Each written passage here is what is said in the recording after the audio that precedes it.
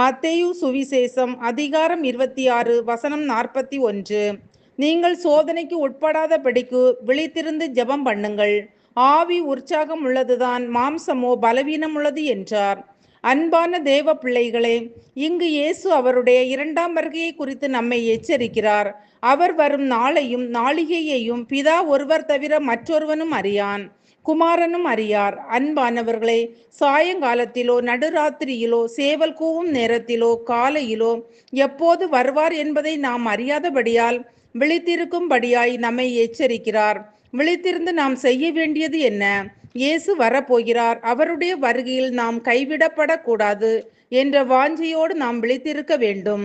மட்டுமல்ல, என் வாசல் படியில் நித்தம் விழித்திருந்து என் கதவு நிலையருகே காத்திருந்து எனக்கு செவி கொடுக்கிற மனுஷன் பாக்கியவான் என்று நீதிமொழிகள் 8:34 சொல்லப்பட்டிருக்கிறது.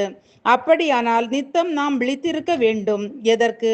அவருக்கு செவி கொடுக்க, வேதத்தை வாசித்து தியானித்து வசனங்களுக்கு செவி கொடுக்க, கீழ்ப்படிய, நாளுக்கு நாள் பரிசுத்தமடைந்து அவர் வருகையில் எடுத்துக்கொள்ளப்பட. இதற்கு மிகுந்த வாஞ்சை, தாழ்மை, பொறுமை தேவை. அடுத்ததாக ஆயத்தத்தோடு விழித்திருக்க வேண்டும். 10 கன்னிகைகள் தங்கள் தீவட்டிகளில் எண்ணெயோடு தூங்கினார்கள். ஆனால் 5 பேரோ எண்ணெய் இல்லாதபடி ஆயத்தமில்லாதபடி தூங்கினார்கள். மணவாளன் வரும் சத்தத்தை கேட்ட 10 பேரும் விழித்து எழும்பினார்கள். ஆனால் ஆயத்தமில்லாத எண்ணெய் இல்லாதவர்களோ கைவிடப்பட்டார்கள். ஆகவே ஆயத்தத்தோட, பரிசுத்தத்தோட, பரிசுத்தாவின் பிரசன்னத்தோட நாம் விழித்திருக்க வேண்டும். ஜெபிப்போம். அன்பின் பரலோக பிதாவே, இந்த நாளுக்காகவும் இந்த சத்தத்தை கேட்கிற ஒவ்வொருவருக்காகவும் உமக்கு நன்றி அப்பா.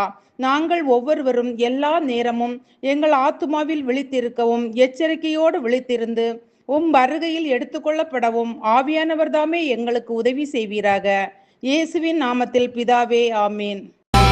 வனாந்திரம் வயல்வெளியாக மாறும் நேரம் இது, அவாந்திரம் ஆறுகளாக பாயும் காலம் இது. வனாந்திரம் வயல்வெளியாக மாறும் நேரம் இது, அவாந்திரம் ஆறுகளாக பாயும் காலம் இது. சொப்பனத்தாலும் தரிசனத்தாலும் இயேசு இடைப்படுவார்.